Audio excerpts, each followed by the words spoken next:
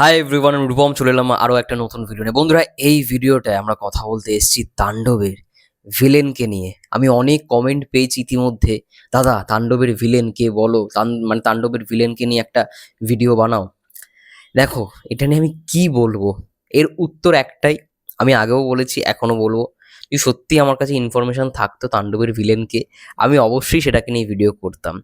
Social মিডিয়ায় অনেকেই অনেক কিছু বলছে যে তাণ্ডবের ভিলেন এ হতে পারে, ও হতে পারে, সেটা হতে পারে, সম্ভাবনা। ইভেন আমি এটাও শুনেছি বড়বাদের জিল্লুকে তাণ্ডবের সিনেমার নেওয়ার জন্য, মানে তাণ্ডব সিনেমায় সবাই জিল্লুকে দেখতে চায়, সেই শ্যাম ভট্টাচার্যকে দেখতে চায়। এবার সেও যদি ভিলেন হয়, দারুণ রকমভাবে খাপ খাবে। কিন্তু বড়বাদে সে এতটাই প্রশংসা পেয়েছে, সবাই চায় যেন তাণ্ডবের সাথে থাকে।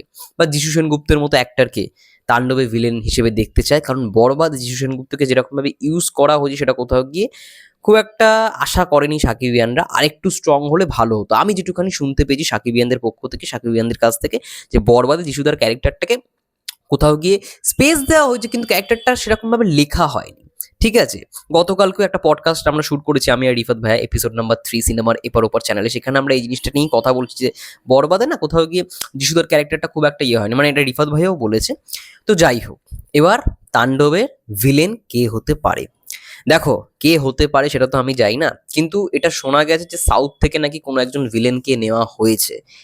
সাউথ থেকে একটা কোনো একজন ভিলেনকে নেওয়া হচ্ছে। আবার এটাও হতে পারে যে আমাদের এপার বাংলা থেকেই কোনো একজন ভিলেন থাকতে চলেছে। এবার আমার মনে হয় না মিশা সওদাগর এই সিনেমার ভিলেন হবে, কারণ আমরা তুফানে অলরেডি তাকে দেখে নিয়েছি, বরবাদেও দেখলাম। মিশা সওদাগর হয়তো মানে তাণ্ডবে থাকলেও থাকতে পারে, কিন্তু ভিলেন চরিত্রে থাকবে কিনা সেটা বলা খুব মুশকিল। আই থিঙ্ক হবে না, এটা আমার কাছে কোথাও গিয়ে মনে হয়, আই থিঙ্ক হবে না। এটা হতে পারে একটা নতুন আমরা মুখকে দেখতে পারবো সাকিব ভাইয়ের অপোজিটে। ঠিক আছে, আবার এটাও হতে পারে গল্পটা, তাণ্ডবের যে গল্পটা, সেখানে হয়তো একজন ভিলেন নয়। আবার এটাও হতে পারে আমরা এমনই একজন ভিলেনকে দেখতে পারবো সিনেমাটার মধ্যে, যাকে রায়হান রাফি স্যার পুরোপুরি লুকিয়ে রাখতে চাইছে।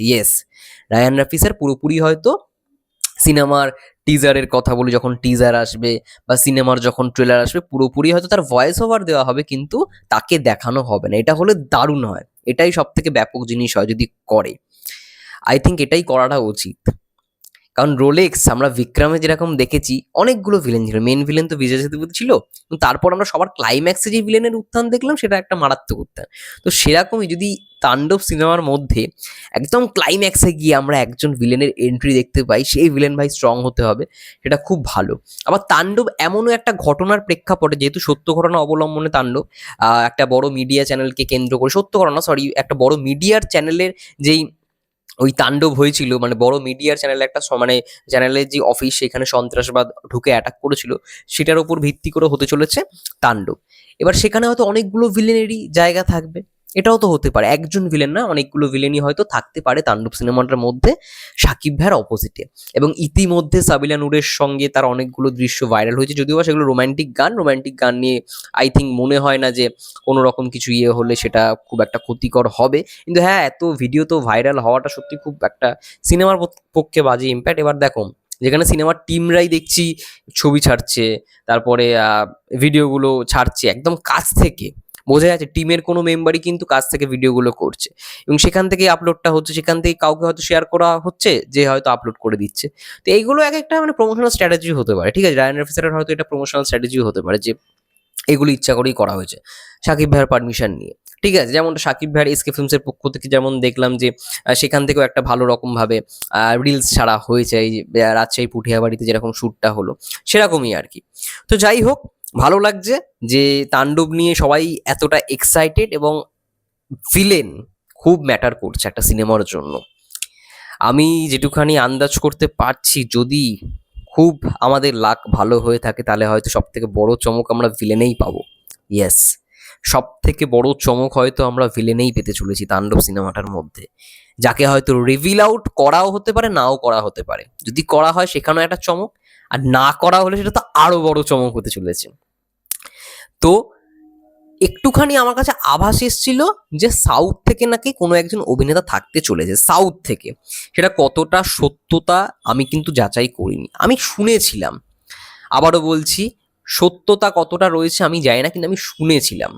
ঠিক আছে, দেখা যাক কি হয়। আই থিঙ্ক ভালো কিছুই হবে, রায়ান রাফি স্যারের ওপর ভরসা রয়েছে এবং এটাই বলবো তাণ্ডব ভাই তাণ্ডব করবে। যদি ভালো রকমভাবে আমরা চমক দেখতে পাই, অবশ্যই চমক দেখতে পারবো। এবং টিজার নিয়ে অনেকে আমাকে বলছিল, টিজার নিয়ে আমি পরে ভিডিও করব। টিজার কবে কি রিলিজ করবে, বেশি দিন আর নেই, কয়েকটা দিনের মধ্যেই টিজার আসবে, ডোন্ট ওয়ারি, কয়েকদিনের ভেতরেই আপডেট চলে আসবে। যাই হোক, তোমাদের কি মন্তব্য অবশ্যই কমেন্ট করে জানাও, তাণ্ডবের ভিলেন নিয়ে অবশ্যই জানিও কমেন্ট করে। ততক্ষণের জন্য সবাই ভালো থেকো, সুস্থ থেকো, টেক কেয়ার।